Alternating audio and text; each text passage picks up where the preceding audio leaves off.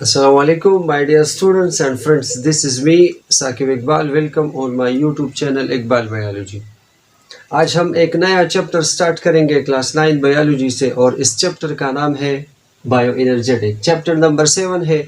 Class 9 biology के P book से आज हम पढ़ेंगे, बल्कि हम इसके अलावा जो फेडरल बुक है या जो दूसरे सूबे हैं उसके जो बुक्स है बेटा, उसको भी हम कवर करने की कोशिश करेंगे इस लेक्चर में। तो बायो एनर्जेटिक्स क्या है? सबसे पहले बेटा अगर हम मीनिंग देखें तो इस बायो एनर्जेटिक में टोटल 3 वर्ड है। बायो का मतलब है लाइफ, और एनर्जी हमें क्या रिप्रेजेंट करता है? एनर्जी। और टिक्स का मतलब है बेटा चेंजेस। तो एनर्जी को तो लाइफ भी हम पढ़ते हैं कि the group of characters which separate living organism from non living things is called life. और इसी तरह एनर्जी को हम फिजिक्स में पढ़ते हैं कि the ability to do work is called energy, यानी काम करने की सलाहियत को हम एक्चुअली एनर्जी कहते हैं। तो बायो एनर्जेटिक्स क्या है, इसके डिफिनीशन को समझने से पहले यहाँ पे एक डायग्राम है, एक एग्जाम्पल मैं आपको दूंगा। उस एग्जाम्पल के बाद मैं डिफाइन करूंगा कि बायो एनर्जेटिक्स क्या है या बायो एनर्जेटिक्स किसे कहते हैं। तो फॉर एग्जाम्पल हमें पता है कि लीफ में फोटोसिंथेसिस होती है। चूंकि लीफ में या ग्रीन स्टेम में हमारे पास क्लोरोफिल मौजूद होता है, तो वो क्लोरोफिल सनलाइट को एब्जॉर्ब करती है, और उनको एब्जॉर्ब करने के बाद अपने लिए ग्लूकोज की सिंथेसिस करती है, तो जिसे हम फोटोसिंथेसिस कहते हैं। तो फॉर एग्जांपल ये एक लीफ है, लीफ, और इस लीफ में यहाँ पे छोटे छोटे पोर्स होते हैं। इन पोर्स को हम स्टोमेटा कहते हैं। ये जो यहाँ पे आपको पोर्स नजर आ रहे हैं, इनको हम स्टोमेटा कहते हैं। और इन पोर्स के इर्द गिर्द हमारे पास गार्ड सेल्स होते हैं। फॉर एग्जांपल अगर मैं आपको इसका एग्जांपल दूं, तो ये जो हमारे पास गार्ड सेल्स है और इनके दरमियान जो स्पेस आपको दिखाई दे रही है, ये एक्चुअली हमारे पास स्टोमेटा है, स्टोमा है। तो फॉर एग्जांपल ये जो लीफ में छोटे छोटे पोर्स होते हैं, ये पोर्स असल में स्टोमेटा कहलाते हैं।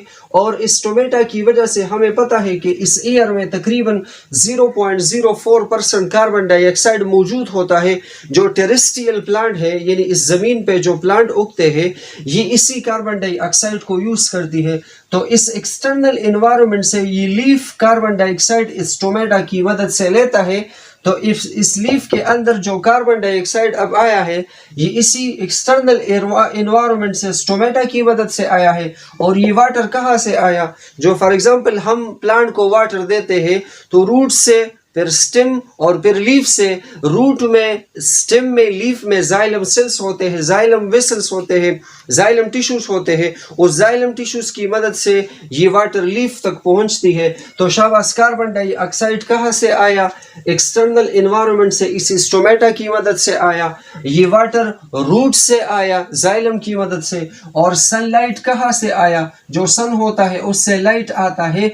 इस सनलाइट के एनर्जी को हम सोलर एनर्जी भी कहते हैं, या इलेक्ट्रोमैग्नेटिक रेडिएशंस भी कहते हैं, या रेडिएंट एनर्जी भी हम इसे कहते हैं। तो ये जो सन से सनलाइट आई, यहाँ पे प्लांट के अंदर, लीफ के अंदर क्लोरोफिल होता है। क्लोरोफिल इसी सनलाइट को कैप्चर करती है। तो कार्बन डाइऑक्साइड एक्सटर्नल एनवायरनमेंट से, स्टोमेटा की मदद से, वाटर रूट से होते हुए लीफ में आया।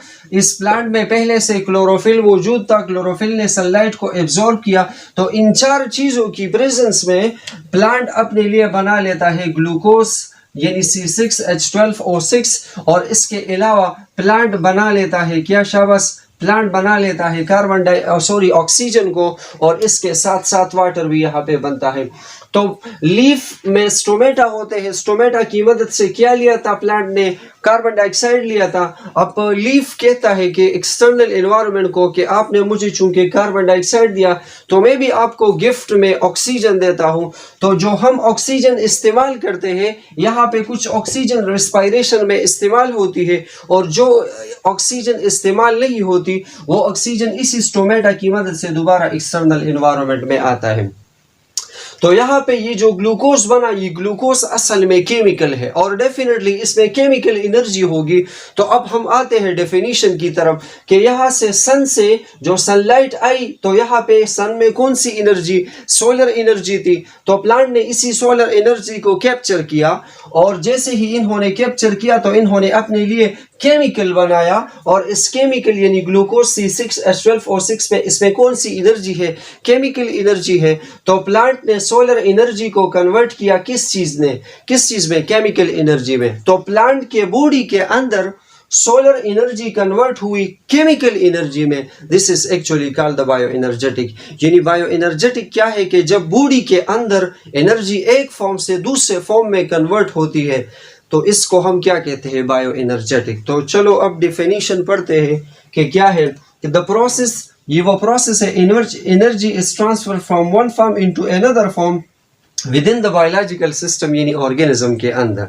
यानी ऑर्गेनिज्म के अंदर सोलर एनर्जी कन्वर्ट हुई केमिकल एनर्जी में। तो जब ऑर्गेनिज्म के बॉडी के अंदर एक एनर्जी एक फॉर्म से दूसरे फॉर्म में कन्वर्ट होती है, तो इसको हम क्या कहते हैं? बायो एनर्जेटिक्स कहते हैं। ये तो चलो मैंने आपको प्लांट का एग्जाम्पल दिया। अगर फॉर एग्जाम्पल हम अपनी एग्जाम्पल ले लें, ह्यूमन या एनिमल का एग्जाम्पल है ले ले, तो ग्लूकोज यानी C6H12O6, इसके साथ ऑक्सीजन मिलता है, यानी ये रिस्पायरेशन का रिएक्शन है। इससे कार्बन डाइऑक्साइड बनता है, वाटर बनता है, और इससे एनर्जी यानी ATP बनती है।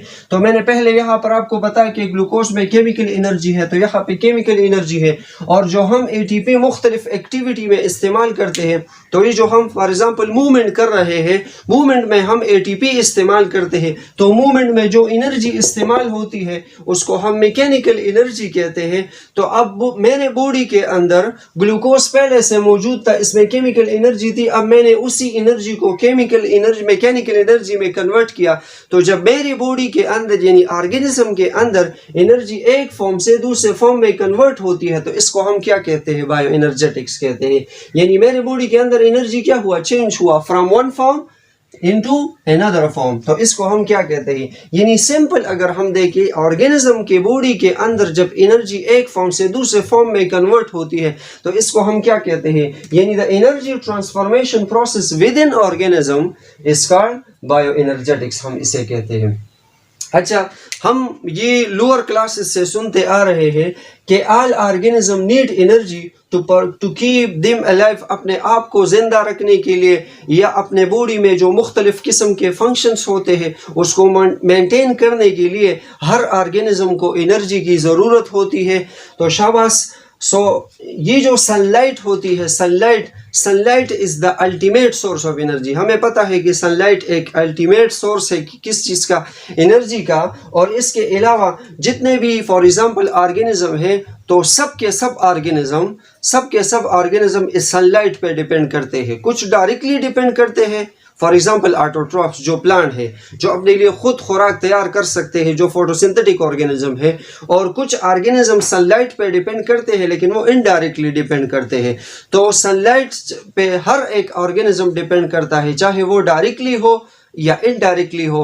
तो हम सब ऑर्गेनिज्म, दुनिया में जितने भी ऑर्गेनिज्म है, वो इसी सनलाइट पे क्या करती है? डिपेंड करती है। अब मैं आपको इस चीज़ का एग्जाम्पल देता हूँ। फॉर एग्जाम्पल जब एक घोड़ा दौड़ता है, तो घोड़े के अंदर फॉर एग्जांपल केमिकल एनर्जी होती है। ग्लूकोज तो हर एक ऑर्गेनिज्म में होती है।